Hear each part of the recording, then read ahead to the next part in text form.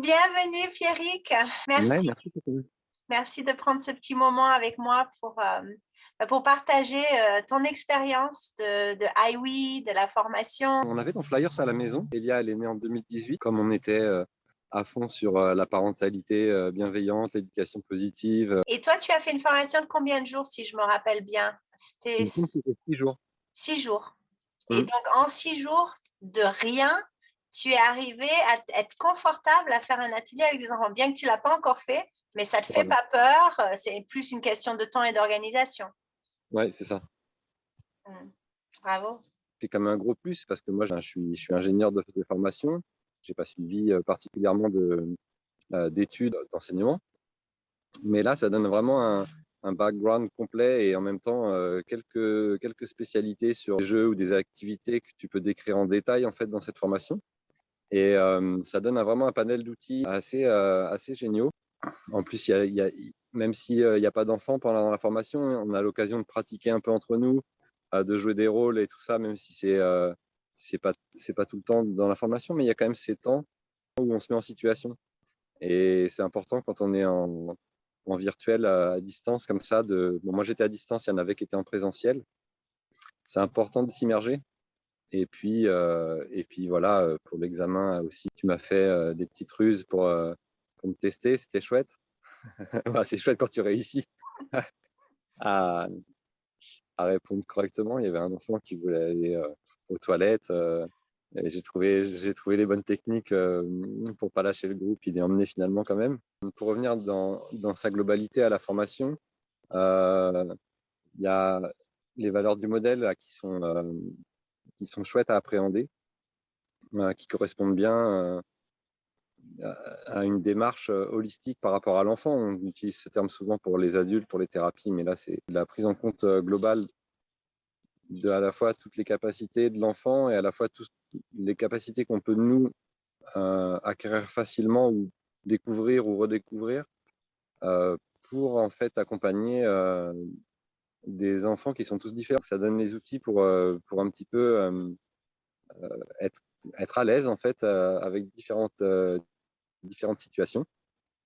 Et après, il y a le côté enseignant préparé.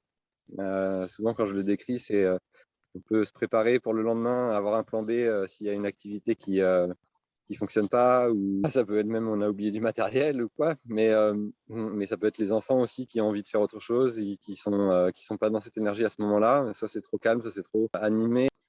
Et ça peut être en même temps l'enseignant qui pas forcément a fait un travail sur soi, parce que on dit souvent ça, mais qui a conscience aussi de ses automatismes, qui a conscience de ses faiblesses et qui a conscience de ses forces, qui se prépare à réagir sereinement. Et voilà, t'as plein d'autres outils pour vaincre ses peurs, pour être plus à l'aise dans différentes situations, pour avoir plus confiance en soi, pour les enseignants de nos enfants, en fait, pour les éducateurs, pour les gens qui les côtoient, qui leur apprennent des choses, qui réagissent à ce que les enfants vont dire, faire, euh, et potentiellement qui peut énerver un enseignant. Donc, c'est important tout ça. Voilà, j'ai vraiment adoré en très peu de temps à acquérir tout ça, de se reconnecter à ce qu'on peut donner de mieux. C'est ça que ça apporte en fait, de t'écouter et d'échanger avec toi et que tu nous écoutes aussi. C'est ça que ça apporte dans ta formation. Et d'avoir le cadre, d'avoir les méthodes pour pouvoir les emmener faire une séance de yoga enfant avec beaucoup de créativité, différents jeux, des chansons, de l'anglais, de la lecture, tout ce qu'on veut. Puis après, on fait sa recette, hein. Moi, j'aime bien faire des recettes. Waouh, merci, merci. Tu as tellement bien partagé tout ce que j'espère pouvoir transmettre pendant ces formations, justement. Donc, je suis tellement heureuse de t'entendre parler de tous les aspects, justement, parce que c'est pas qu'une chose.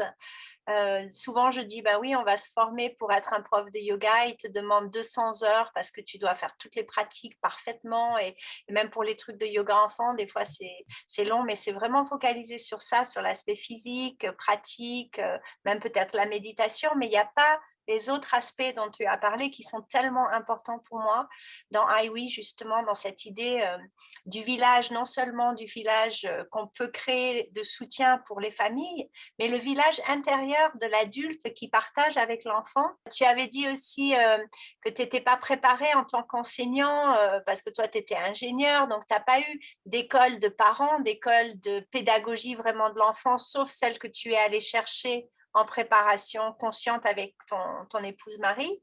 C'est pas un prérequis d'avoir été formé à d'autres choses avant. C'est suffisamment large et ça balaye suffisamment d'aspects pour pouvoir commencer avec toi voilà, sans background, sans expérience. Aujourd'hui, oui, je pourrais accueillir des enfants alors que j'ai jamais été animateur ou quoi avant. Je me sentirais à l'aise. J'ai hâte que tu en fasses plein et que tu deviennes même formateur de formateurs. Moi, je te vois comme ça depuis le début. Ben, écoute, c'est devant nous. Yes.